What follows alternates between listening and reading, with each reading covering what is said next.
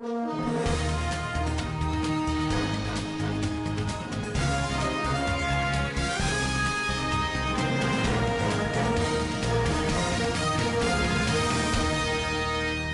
and welcome to Standard Voice Television Global News. Today, 19th June 2026, equivalent to Islamic calendar, 4th Muharram 1448, after the Hijrah of the Noble Prophet. In the headlines, President Tinubu declares no community should suffer lack of development. National Economic Council approves 83 billion naira to curb flooding and attendant disasters.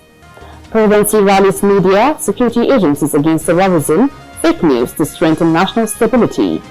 On the international scene, United Nations says 950 rights activists, journalists, unionists killed and disappeared in 2025.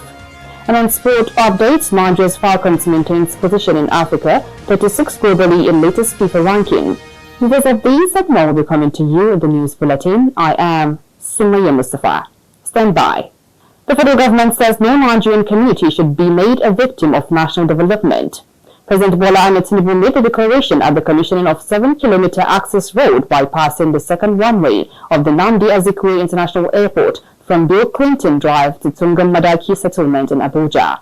Tinubu, who was represented by Senate President Senator Godswill Akpabio, said the project was designed to correct years of neglect suffered by communities that sacrificed their ancestral lands for the construction of the airport's second runway, but were left without a basic road infrastructure.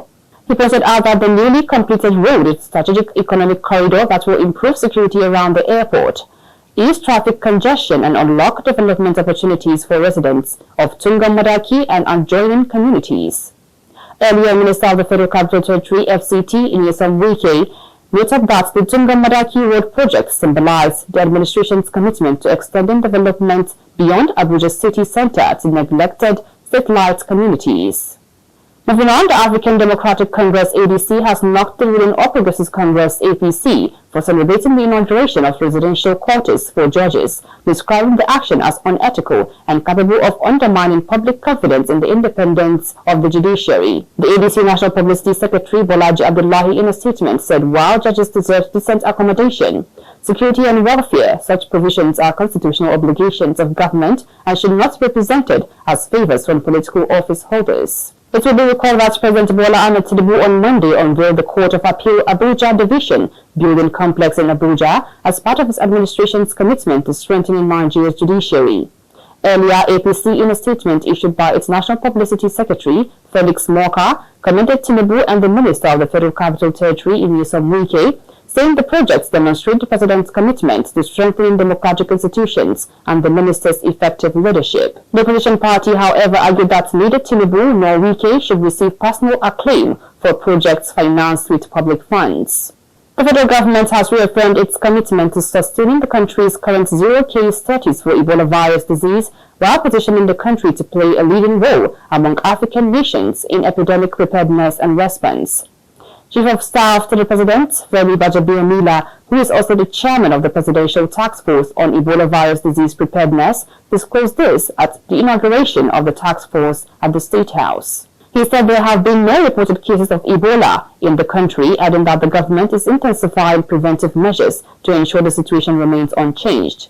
Bajabiamila pointed out that Nigeria's strategy is focused on prevention rather than cure, noting that lessons learned from previous outbreaks.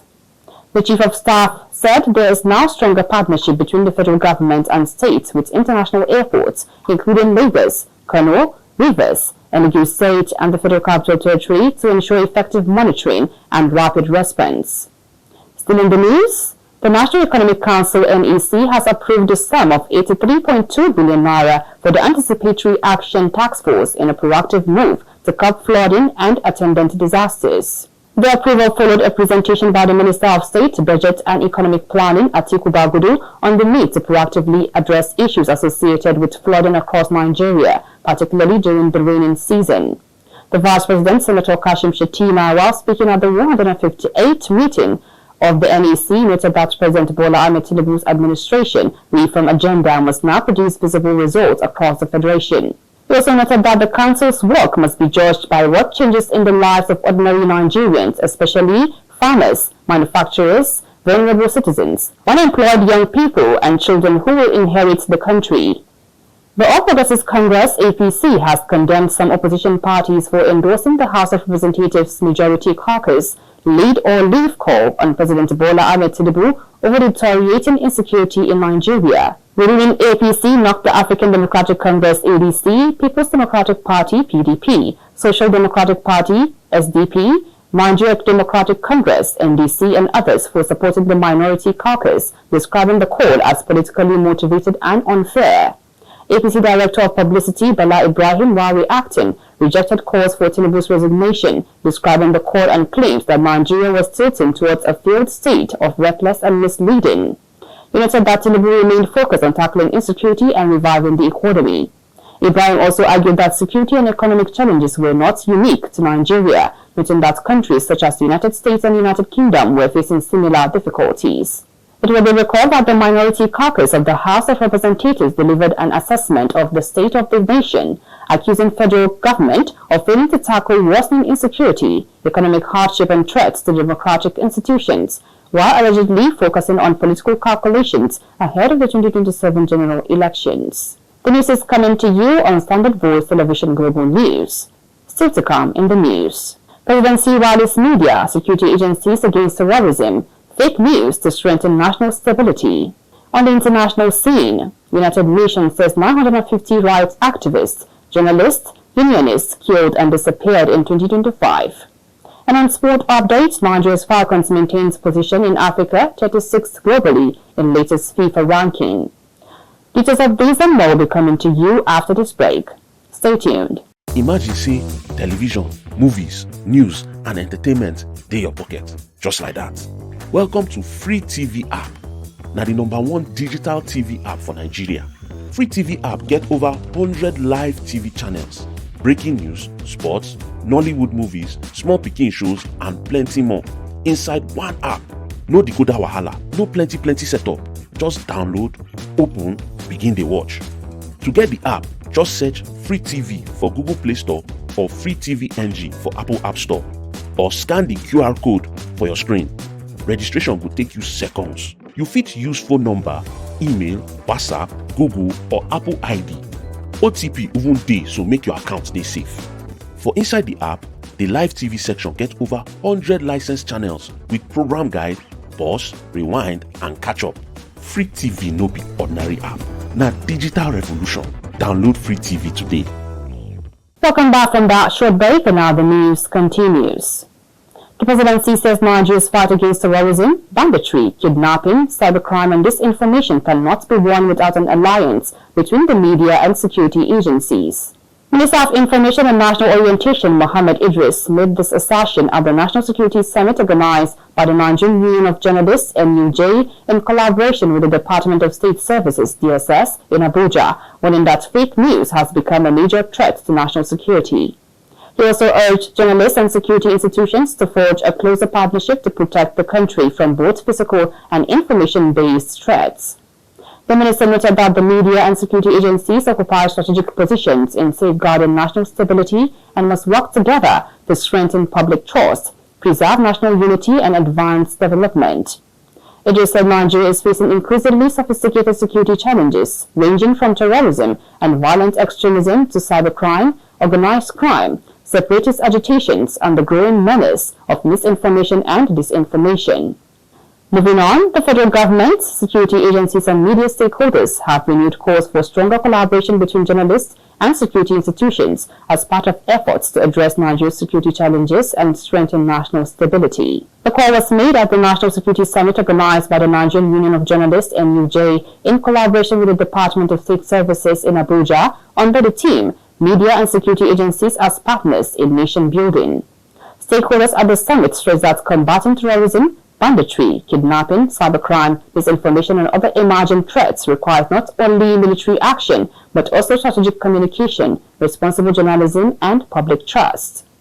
NUJ National President Al-Hassan Yahya Abdullahi said national security could no longer be left solely in the hands of security agencies, noting that journalists and other stakeholders have critical roles to play in safeguarding Nigeria.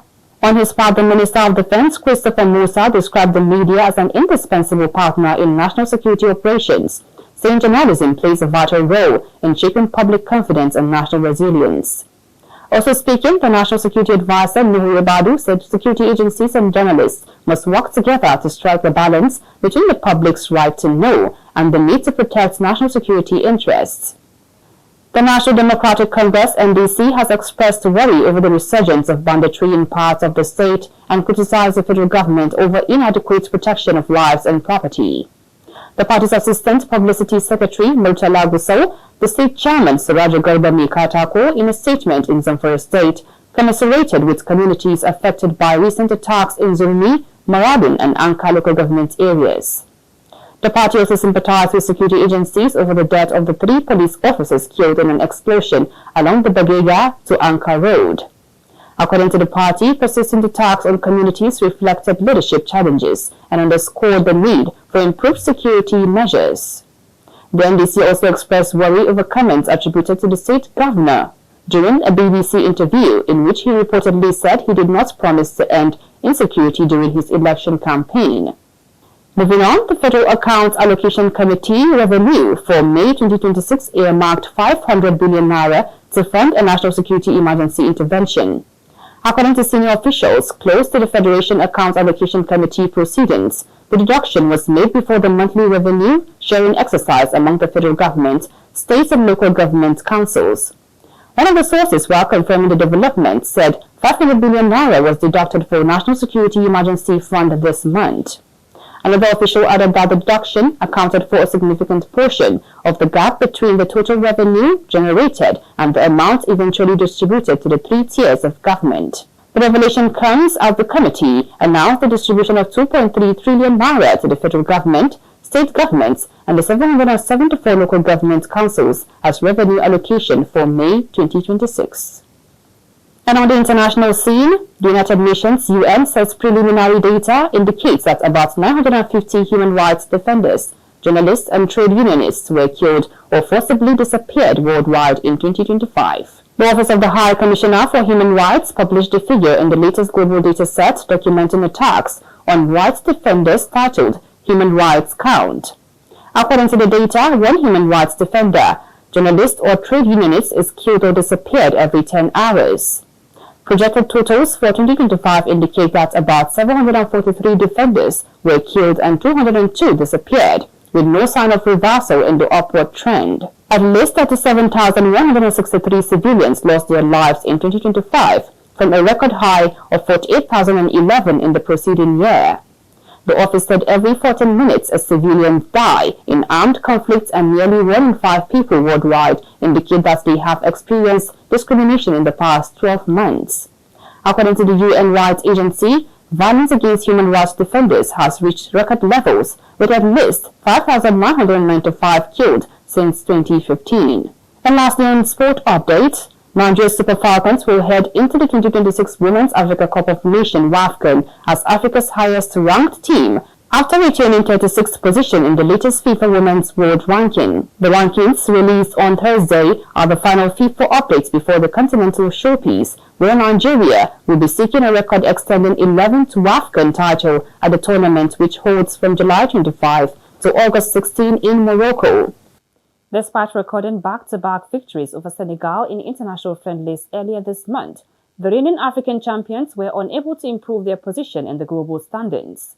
The Super Falcons beat the Lionesses of Teranga 2-1 on June 5 before completing a 3-0 victory 3 days later in Ikenne. The 2026 WAFCON will also serve as qualifiers for the 2027 FIFA Women's World Cup in Brazil. Finally on the news, here's a recap of the top stories again. President Tinubu declares no community should suffer lack of development. National Economic Council approves 83 billion naira to curb flooding and attendant disasters. Presidency rallies media, security agencies against terrorism, fake news to strengthen national stability. On the international scene, United Nations says 950 rights activists, journalists, unionists killed and disappeared in 2025. And on sport updates, Nigeria's Falcons maintains position in Africa, 36 globally in latest FIFA ranking. And that's the size of the global news today.